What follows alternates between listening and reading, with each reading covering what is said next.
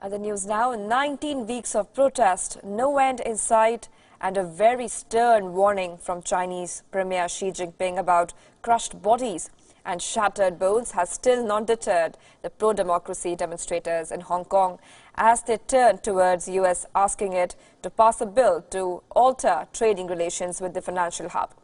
Protesters in Hong Kong exhorted US lawmakers to pass the Hong Kong Human Rights and Democracy Act at the earliest, which is a possibility when the bill is discussed in US Congress on Tuesday.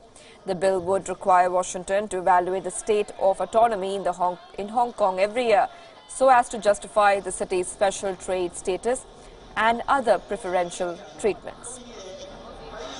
Law could not only implicate Chinese officials for human rights violations in Hong Kong and bar them from entering US, it could also lead to greater scrutiny of China's actions in Hong Kong in terms of avoiding US export controls and sanctions.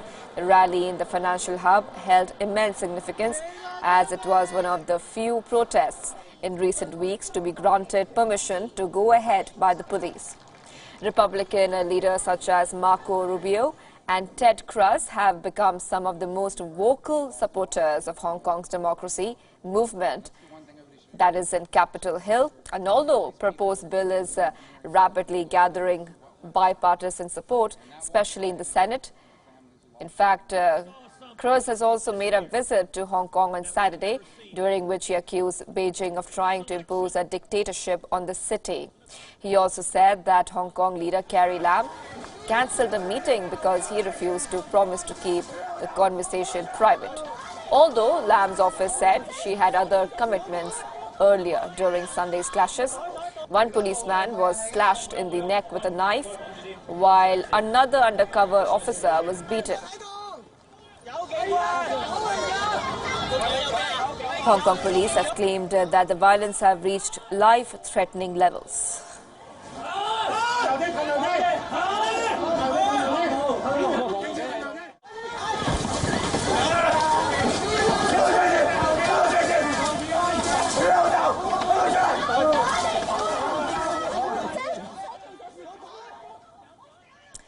And the time clock is ticking for the UK Parliament as 14 days remain for the country to exit from the European Union on October 31st.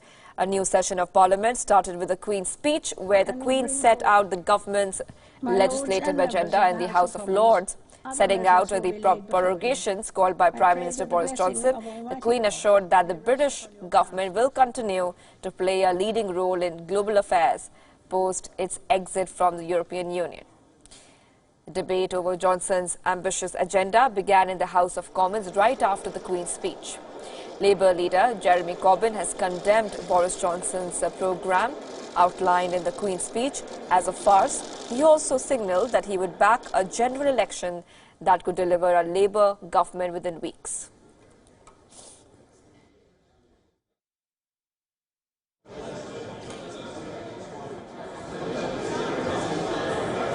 Mr. Speaker, there has never been such a farce as a government with a majority of minus 45 and a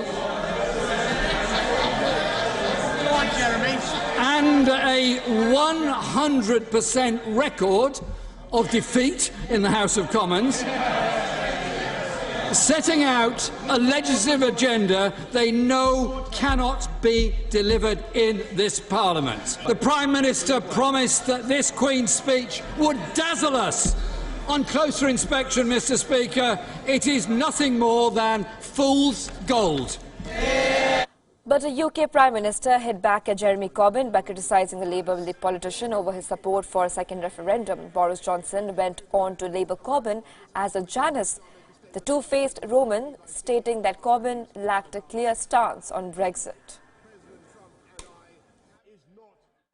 First he was opposed to no deal, now he seems to be opposed to any deal. First he was in favour of delivering Brexit, now he wants a second referendum. First he wanted an election, actually he wanted an election for quite a long time. Now he'd much rather not. He resembles a Janus, a push-me-pull-you facing both directions at once and yet unable to decide for either. As a Brexit whirlpool spins, Boris Johnson and European Union leaders face a tumultuous week of reckoning that could in fact decide the future of Brexit. A deal for Britain's smooth departure from the European Union hung in the balance after diplomats indicated the bloc said that a full agreement was unlikely this week. Now, Boris Johnson wants to strike an exit deal at an EU summit this Thursday to allow an orderly departure on October 31st or even drag the country out of the bloc without a deal, if necessary. Even though Parliament has passed a law curbing his rights to do so, but the current EU president, in fact, has also said that they need more time and has indicated that negotiations regarding Brexit can continue even after the EU summit. If Johnson fails to strike a deal with the EU, he is obliged to seek a delay. The extension option ranged from as short as an extra month to half a year or longer. The other EU states would need to agree to grant it. Well, shifting focus now, mobile phones are ringing again in Jammu and Kashmir. The government has lifted some restrictions on mobile phone connections. Postpaid connections are working again, but prepaid phones and mobile internet still remain suspended. In simple words, normalcy is slowly returning to Jammu and Kashmir. Our correspondent Ishan Wani, in fact, went out there and took stock of the situation in Srinagar.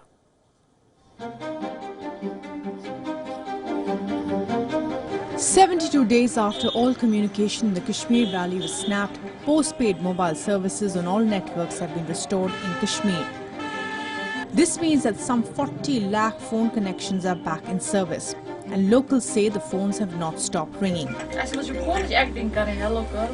I'm constantly getting the calls after it was resumed, the mobile phones have been resumed.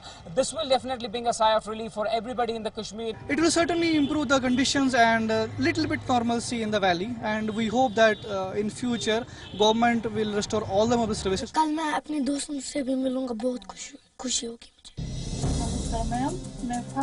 For those in the valley, it has brought much needed relief and is one more sign of normality returning gradually.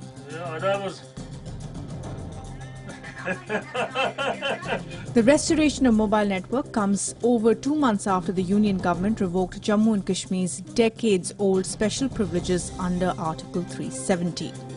In the hope that Kashmir's alienation from the rest of the country will end, and to ensure that outside forces didn't take advantage of the situation, the government made sweeping security arrangements, some of them criticized by the opposition as high-handed. However, given the delicate situation in the Kashmir Valley in the aftermath of the abrogation of Article 370, the valley has been largely peaceful. In the last few days, the government has taken a number of steps to ease restrictions. Last week, the state was open to tourists. Educational institutions were also opened. On August 17th, fixed telephone lines were partially restored. 2 weeks later, 50,000 landlines were declared operational. The Indian Army on Saturday held a recruitment drive in which scores of local youth from South Kashmir participated. A mega rally was held at the Jammu and Kashmir Light Infantry Centre to launch the recruitment process. There is still much work left to be done. Although schools and colleges have been reopened, attendance has been thin. Over 25 lakh prepaid mobile phones and other internet data services including WhatsApp remain officially deactivated. Shops and businesses are slowly opening. The government hopes to bring back normality before the Bloc Development Council elections in Jammu and Kashmir and Leh are held on October 24th. Bureau Report, Wion, World is One.